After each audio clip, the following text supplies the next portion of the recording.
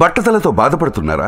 ఆధునితనమైన పద్ధతిలో hair transplantation చేయబడును. Face clinic, Hyderabad. గారు శ్రీరామనవమి శుభాకాంక్షలండి. మీకు కూడా జయ. సుమన్ టీవీ ప్రేక్షకులందరికీ శ్రీరామనవమి, రాముల వారి పుట్టినరోజు పండుగ శుభాకాంక్షలు. నవమి యొక్క విశిష్టత. సంవత్సరానికి ఒక రోజు వచ్చే పుట్టినరోజు అందరికీ వచ్చినట్టే రాముల వారి పుట్టినరోజు వస్తుంది. అయితే అందరి పుట్టినరోజులు వేరు, రాముల వారి పుట్టినరోజు వేరు. మరి శ్రీరాముడి పుట్టినరోజు అంటే మనుషులకి మానవ జీవితం ఎట్లా ఆదర్శవంతంగా ఉండాలో తెలియజేసిన మహానుభావుడు, మర్యాద పురుషోత్తముడు రాముడు. తండ్రికి 3 భార్యలుండి 3 భార్యల్లో పెద్ద భార్య కుమారుడైన రాముడు ఏకపత్ని వ్రతుడు. ఇలా కూడా చేయొచ్చు, ఏకపత్ని వ్రతుడుగా ఉండొచ్చు అనే మాటకి స్పష్టంగా మొదటి రోజు నుంచి చివరి రోజు వరకు అలాగే ఉన్నాడు. ఆమెతో కలిసి ఉన్నప్పుడు ఆమెతోటే ఉన్నాడు, అవునవును, ఆమె లేనప్పుడు ఆమెతోటే ఉన్నాడు. ఆయన ప్రతి విషయంలోనూ ఒకటే మాట, ధర్మం తప్పకపోవటం, ఆడిన మాట తప్పకపోవటం, స్మితపూర్వ భాషిగా ఉండటం, నవ్వుతూ మాట్లాడడం, ఎవరినైనా తను ముందు పలకరించటం, నేను రాజుని, చక్రవర్తిని, రాజకుమారుణ్ణి లాంటి భావాలు లేకుండా మానవుడు పరిపూర్ణమైన మనిషి ఎలా ఉండాలి అనేది చూపించిన శ్రీరాముడి పుట్టినరోజు సంవత్సరానికి ఒక్కసారి సరిగ్గా చేసుకుంటే 364 రోజులు అదే విధంగా మన జీవితాలు ఉంటాయి. కానీ ప్రతి విషయంలో కూడా ఆదర్శప్రాయుడే కదరమ్మ గారు. ప్రతి విషయంలో ప్రతి అంశం అయితే మనం ఏమనుకుంటామంటే ఒక ప్రశ్న వస్తుంటుంది, ఆయన అలా చేశాడు ఇలా చేశాడు. మనకు తెలీదు ఆ కాలపు పరిస్థితి ఏమిటి అనేది మనకు తెలీదు. మరి మిగిలినవన్నీ చూసుకోవాలి కదా మనం. అవును, పోనీ ఆమెను పంపేసి ఈయన ఇంకో పెళ్లి చేసుకోలేదుగా, మనకు అది లేదు. అవును, ఇది ఎందుకు అని ప్రశ్నిస్తాం. మానవ జీవితంలో వచ్చేటువంటి రకరకాల ఆటుపోట్లలో ఇలాంటివి కూడా ఉంటాయని చూపించారు. ఇలా కూడా చేయవలసి వస్తుంది, అవును, ఇలాంటివి కూడా ఎదుర్కోవాల్సి వస్తుంది అని అని చూపించడం కోసం. అది అంతే, దాని మీద ప్రశ్నించకూడదు. ఓకే. అయితే ఇలా రాముల వారి పుట్టినరోజు ఏడాదికి ఒకసారి చేసుకుంటాం. ఆ రోజునే సీతారామ కళ్యాణాన్ని కూడా చేయటం మన అదృష్టం. కొంతకాలం క్రితం అంటే తొలి కాలంలో లేదు, తర్వాత కాలంలో ఇది మొదలుపెట్టి చేయడం మొదలుపెట్టాం. సీతారాముల కళ్యాణం మనకు తెలిసినట్టుగా సీతా స్వయంవరము అట్లా జరగల. మనం కథాంశాలుగా రకరకాలుగా చెప్పుకుంటూ ఆయన విల్లు విరవంగానే అందరూ కంగారు పడ్డారు, సీతాదేవి పరిగెత్తుకొచ్చి దండేసింది, అలాంటి కథలు వింటాం. అవే కదా మనం సినిమాల్లో చూస్తాం. అవి మనకి ఏంటంటే సన్నివేశం ఆకట్టుకునేలాగా ఉండటం కోసం చేయబడింది. వీళ్ళు అక్కడికి వెళ్ళిందే వేరే కారణం, సీతా స్వయంవరానికి వెళ్ళలేదు. అవునట, అలా జరగల. మనము అనంతలక్ష్మి గారితో అమ్మతో సీతాయనం చేయించుతున్నాము రామ్ గారు. అప్పుడు చెప్పారు ఆవిడ, అసలు కళ్యాణం కోసమే ఆయన వెళ్ళలేదు, అట్లా అసలు జరగనే లేదు. దీనికి పూర్వగాథ ఏం చెప్తారంటే మనకి రామాయణంలో కనపడుతుంది. పిల్లలకి వివాహాలు చేయాలని భావించారు. అప్పట్లో రాముడికి ఎంత 12-13 సంవత్సరాల వయసు. అందరూ ఒకటే, రాముడికే కాదు, వాళ్ళు నలుగురు ఒక్కసారి పుట్టిన వాళ్ళే, నక్షత్రాల తేడాతోటి. అంతే ఈయన పునర్వసు నక్షత్రంలో పుట్టాడు, తర్వాత నక్షత్రాల్లో వాళ్ళు నలుగురు, మిగిలిన వాళ్ళు పుట్టేశారు. అయితే పిల్లలకి వివాహాలు చేయాలి అని ఆలోచిస్తూ ఉండగానే మాట్లాడాడు ఆయన అప్పుడే, మా పిల్లలకి సరైన మంచి సంబంధాలు అని. విశ్వామిత్ర మహర్షి వచ్చాడు. వచ్చి నాకు యాగ సంరక్షణార్థం పిల్లల్ని రాముడిని పంపించమని అడిగారు. రాముడిని అడిగాడు ఆయన. అడిగితే దశరథ మహారాజు కాదు నాకు చిత్రంగ బలాలు ఉన్నాయి, నేను వస్తాను, పిల్లాడు చిన్నపిల్లాడు, పాలు దాగి పడుకునే పిల్లవాడు, రాత్రులు నిద్రపోతాడు, మరి రాత్రిపూటే నిశాచరులు రాక్షసులకి బలం పెరుగుతుంది, ముందేమో నీకేం కావాలంటే అది ఇస్తానన్నాడు. కానీ ఈ మాట అనేసరికి ఆయన ఒప్పుకోలేదు. రాముడి గురించి నాకు తెలుసు అన్నాడు ఆయన. అప్పటిదాకా ఇల్లు దాటని రాముడి గురించి ఎక్కడో ఉన్న విశ్వామిత్రుడికి ఎలా తెలిసింది? ఇల్లు దాటని 12-13 సంవత్సరాల బాలకుడు ఇతని గురించి తెలిసింది అంటే దీనికి ఇంకా పూర్వం ఎంత లోతుందో. ఆ కనపడే 13 సంవత్సరాల బాలకుడి వెనకాల ఎంత లోతు, మహర్షి తెలుసుకోగలిగేంత లోతుందన్నమాట, ఋషులు తెలుసుకోగలిగే లోతు. ఈయన కాదన్నాడు. అయితే వశిష్ఠ మహర్షి నువ్వు కాదనద్దు, విశ్వామిత్రుడితో పంపిస్తే పిల్లవాడికి ఇంకా బాగుంటుంది భవిష్యత్తు, అతను అడిగింది చేయాలి అని చెప్తే అప్పుడు రాముణ్ణి ఆయనతో పాటు లక్ష్మణుడిని పంపించారు. ఎందుకంటే రాముడిని వదిలిపెట్టి లక్ష్మణుడు ఉండేవాడు కాదు. వాళ్ళిద్దరూ కలిసి వెళ్ళారు.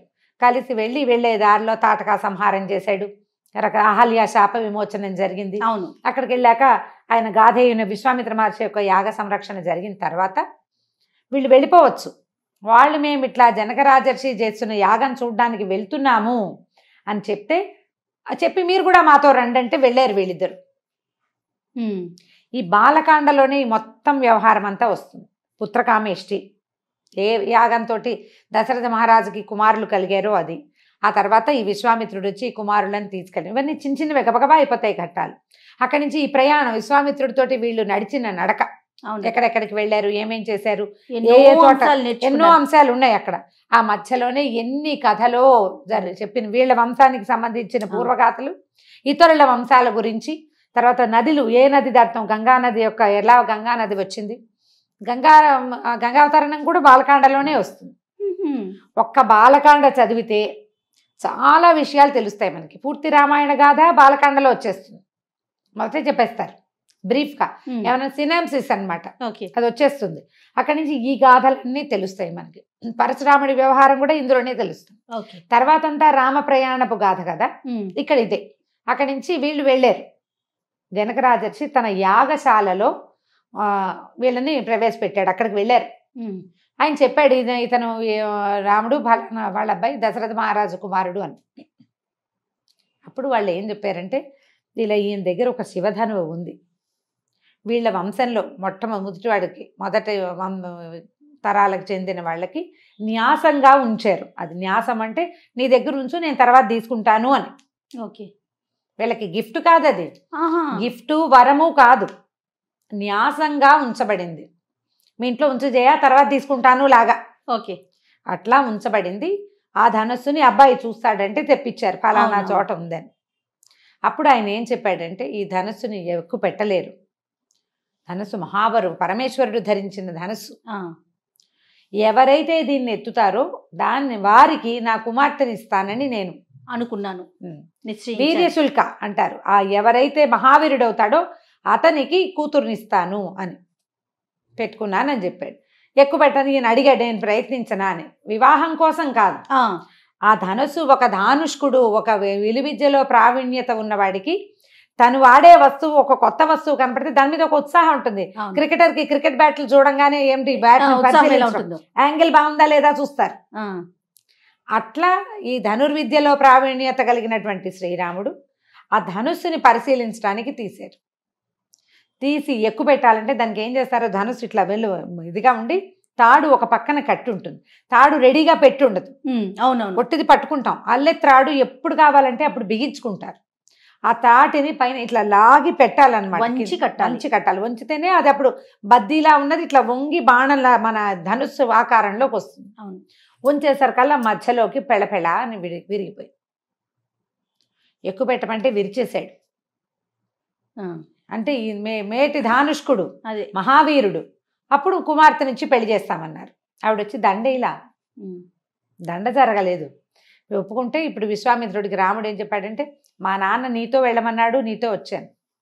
వివాహం మా తండ్రి చేయవలసింది కదా, కాబట్టి మా నాన్నగారు ఒప్పుకుంటే పెళ్లి చేసుకుంటానన్నాడు రాముడు. ఎక్కడా పద్ధతి తప్పడు, అదే ఏ విషయంలో కూడా.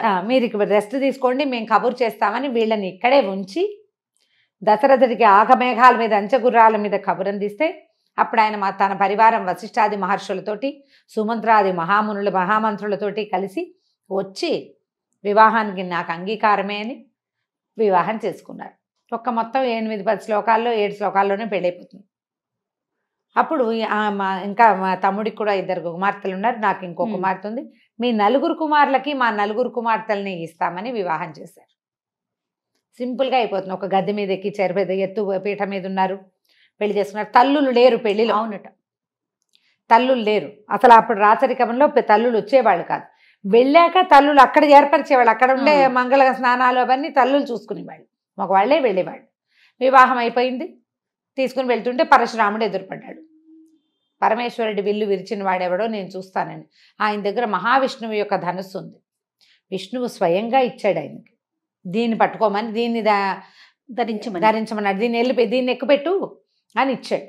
ఇస్తే ఆ పుచ్చుకునేసరికల్లా ఆయన ఎక్కువ పెట్టగలిగాడు. మరి పరిపూర్ణావతారుడు కదా ఈయన, మహావిష్ణువు యొక్క పరిపూర్ణావతారమే శ్రీరాముడు, అంశావతారం పరశురాముడు, అంశతోటి జన్మించిన వాడు. అవునవును. దాంతో ఆయన నుంచి శక్తి కూడా, వైష్ణవ శక్తి ఆయనలో ఒక అహంకారం అనే మాయ కమ్ముకుని ఉంది, అది ఈయన లాగేసుకున్నాడు. అప్పటికి యువకుడు కాదు, 14 ఏళ్ల వాడే, చిన్నవాడు, బాలుడు. ఇంకా పెద్ద యువకత్వం వచ్చిన పురుష సింహపు స్వరూపంలో లేడు ఆయన. అయినా కూడా పరశురాముడిని చేయగలిగాడు. తర్వాత ఇంటికి వచ్చేసారు. ఇక్కడ మంగళ స్నానాదులు చేశారు, గృహప్రవేశం చేసుకున్నారు. తర్వాత కొంతకాలానికి అడవికి ప్రయాణం అయ్యారు. ఈ జననము వివాహము ఒకే కాండలో అయిపోయినాయి. అందుకని జననపు రోజునే కళ్యాణం కూడా చేస్తే బాగుంటుందని ఆలోచించి పెట్టి ఉండవచ్చు. దానికి బాగా ఒక శాస్త్రవిహితమైన వ్యవహారం ఏదైనా ఉందని అనిపించదు. ఒకవేళ ఎవరైనా పెద్దవాళ్ళు దాన్ని కరెక్ట్గా అట్లా సెట్ చేసి చెప్తారేమో, కానీ మేము అలాగే అనుకునేవాళ్ళం. ఒకే బాలకాండలోనే మొదటిదేమో జననము, చివరికి వివాహం మధ్యలో కొన్ని ఘట్టాలు. అందుకని ఆ పుట్టినరోజు పండగ నాడే పెళ్లి పండగ కూడా రాముల వారిదే జరుపుకుంటాం. శ్రీకృష్ణాష్టమికి మనం కృష్ణుడి జననమే చేస్తాం, వివాహం వ్యవహారాలు లేవు. కానీ మరి శివరాత్రికి మాత్రం శివ కళ్యాణం చేస్తాం కదా. శివ కళ్యాణం, శివుడి జననమైనా కూడా అది జననం కాదు, పరమేశ్వరుడు తన స్వరూపాన్ని చూపించాడు. అప్పటికి ఉన్నాడు ఆయన, పుట్టక కాదు, అదొక స్వరూపాన్ని చూపించాడు. అగ్నిస్తంభ రూపంలో ఉద్భవించాడు, కనపడ్డాడు అనమాట. ఆద్యంతాలు లేనివాడు అని. పరమేశ్వరుడికి ఆద్యంతం లేదు అని ఆయన యుగాలన్నీ మారిపోయినప్పుడు, అంటే ప్రపంచం పరిసమాప్తమైన పరమేశ్వరుడు నిత్యుడు, ఆయన ఎప్పుడూ ఉంటాడు. అది చూపించడం కోసం అగ్నిస్తంభ రూపంలో కనిపించాడు. కానీ అప్పుడు ఆ గౌరీ కళ్యాణం చేయటం తొలి కాలంలో ఏం చేసేవాళ్ళు అప్పుడంతా అభిషేకాలే చేసేవాళ్ళు. గౌరీ కళ్యాణం తక్కువ వినేవాళ్ళం. ఇప్పుడు మనకి చాలా దేవాలయాలు విధానాలు ఏర్పడ్డాయి, క్రమంగా కాలక్రమంలో మారుతాయి కదా. మనం అన్ని చోట్ల గౌరీ కళ్యాణాన్ని దర్శించే అవకాశం లభిస్తుంది. సీతారామ కళ్యాణం చేసుకుంటాం. సీతారామ కళ్యాణం జరిగే ఈ రాముల వారి పుట్టినరోజు పండుగ నాడు రామాయణంలోని కొన్ని శ్లోకాలైనా చదువుకోవచ్చు. ఏదైనా కొంత భాగాన్ని పారాయణ చేయొచ్చు. ఒట్టిగా పుత్రకామేష్టి జరిగేటువంటి సర్గని తీసుకుని ఆ కాస్త కూడా చదువుకోవచ్చు. సంతానం లేని వాళ్ళకి పుత్రకామేష్టి యాగం అద్భుతమైన ఫలితాన్ని ఇస్తుంది. చదువుకోవాలి, యాగం చేయలేము కదా, ఘట్టం చదువుకుంటాం, కనీసం ఘట్టం చదువుకుంటాం. సంస్కృత శ్లోకాలు చదువుకోవచ్చు. ఎవరైనా పురోహితుల్ని నియమించుకుని పిల్లలు లేని వాళ్ళు పుత్రకామేష్టిని చదివించుకోవచ్చు. బాగుంటుంది, మంచి ఫలితం లభిస్తుంది దానివల్ల. ఇంకా ఇలా శ్రీరాముల వారి పెళ్లి చేసుకుంటాము, వివాహం చేస్తాం అంటే కళ్యాణం జరుగుతుంది, టీవీలలో కనపడుతుంది, సోషల్ మీడియా అంతా కనిపిస్తుంది. మనమే ఏ భద్రాచలమో ఒంటిమిట్ట రామాలయమో అంత దూరాలు క్షేత్రానికి వెళ్ళలేమనుకుంటే సమీపంలో ఉన్న ఏ రాముల వారి దేవాలయం శ్రీరామ కళ్యాణం చేస్తారు. సీతారామ కళ్యాణం జరిగే చోటకి వెళ్ళి ఆ కళ్యాణాన్ని చక్కగా సాంగంగా మంత్రంతో కళ్ళారా చూసి ఆ అక్షింతలు శిరస్సును వేసుకుంటే సమస్త సన్మంగళాలు ప్రాప్తిస్తాయి. అంటే దీనివల్ల మనకి ఒక సంతోషం కలుగుతుంది. భగవంతుడి పెళ్ళి, ఆయన మనతో పాటు మనుష్య రూపంలో మనం తిరుగుతున్న ఈ భూమి మీదే తిరిగాడు. ఆ రాముని యొక్క నడకని నిరంతరము చెప్పుకుంటూనే ఉంటాం మనం. రాముడు తండ్రి అంటే కొడుకంటే రాముడు, అన్నంటే రాముడు, భర్త అంటే రాముడు, రాజు అంటే రాముడే, అంతే కదా. భగవంతుడన్నా రాముడే, ప్రభువు అంటే రాముడే. అలాంటి రాముడి ఈ వివాహానికి మనం ఏ రకమైన పూజా విధానమైనా చేసుకోవచ్చు. రాముల వారి పటం అంటే కాస్త చక్క బొట్టు కాటక పెట్టడం, గంధం పెట్టి బొట్టు పెట్టడం, పూజ చేసుకోవటం, 4 పుష్పాలు సమర్పించడం, రాముడికి సంబంధించిన ఆపదుద్ధారక స్తోత్రమో రామరక్షా స్తోత్రమో ఏవైనా కొన్ని శ్లోకాలు చదువుకుని నమస్కారం చేసుకోవటం. ఎక్కడి నుంచైనా కళ్యాణ మంత్రాలు వినపడే అవకాశం ఉంటే వినొచ్చు. ఇదివరకు రేడియోలో వినేవాళ్ళం, ఇప్పుడు టీవీ అవకాశాలు వచ్చినాయి. వడపప్పు పానకము చేస్తాం సాధారణంగా. ఇది ఎండాకాలం, చైత్రం మొదలైంది కదా, వసంతంలో ఎండలు ముదిరిపోతూ ఉంటాయి. ఇలాంటప్పుడు ఏంటంటే పానకాన్ని నివేదనగా చేయటం, పుచ్చుకోవటం. ఎందుకంటే రాముల వారి కళ్యాణము అభిజిత్ లగ్నంలో మధ్యాహ్నం అయ్యాక చేస్తారు, మిట్ట మధ్యాహ్నం. చలువు పందిళ్ళు వేసినా కింద మాడిపోతూ ఉంటారు జనం. పానకాన్ని అందిస్తారు. ఈ అందించే పానకంలో మిరియాలు సొంటిపొడి వేస్తారు. పూర్తి శైత్యం చేయకుండా చలవ చేయాలి, శైత్యం చేయకూడదు. అందుకని సొంటి మిరియాలు లాంటివి వేసి పానకాన్ని ఇవ్వచ్చు. ఏలక్కాయలు మిరియాలు వేస్తాం, సొంటి పొడి కూడా వేసుకోవచ్చు. మనం కూడా ఇంట్లోనే చేసుకుంటే కాస్త పానకం వడపప్పు చేసి 2 కొబ్బరికాయలు కొట్టడం, 4 అరటిపళ్ళు పెట్టడం, రాముల వారి కథని రామాయణంగా దొరికితే తెలుగులో చదువుకోవచ్చు. శ్రీమద్ రామాయణం వాల్మీకి విరచితమే చదవాలన్న నియమం ఏం లేదు. రామాయణ కథ ఏదైనా మనం చదువుకోవచ్చు, ప్రశాంతంగా ఉండటం. ఈ రోజున మనం కొట్లాడుకోవద్దు, రాముడు సీతారాములు ఆదర్శ దాంపత్యం వాళ్ళది. ఈ ఒకరోజు మనం పొట్లాడుకోకుండా ఉందామని నవదంపతులు వృద్ధ దంపతులు కూడా ఏం చేయాలి ప్రసాదాలు అనే విషయం దగ్గర నుంచి కొట్టుకోవచ్చు మనం. వాటిని మానేసి కొట్లాటలు లేకుండా ప్రశాంతంగా రాముల వారి పుట్టినరోజు మరియు పెళ్లి పండుగని చక్కగా సంతోషంగా భగవంతుడికి నమస్కారం చేసుకోవటం. వచ్చే సంవత్సరం కూడా మనం ఇలాగే జరుపుకోవాలని జరుపుకోవాలని కోరుకుంటూ, ఏదైనా కుదిరితే క్షేత్ర దర్శనం చేస్తామని ఒక నమస్కారం చేసుకుని ప్రశాంతంగా రాముల వారి పుట్టినరోజుని జరుపుకుందాం. తప్పకుండా రమ్మగారు. నమస్తే.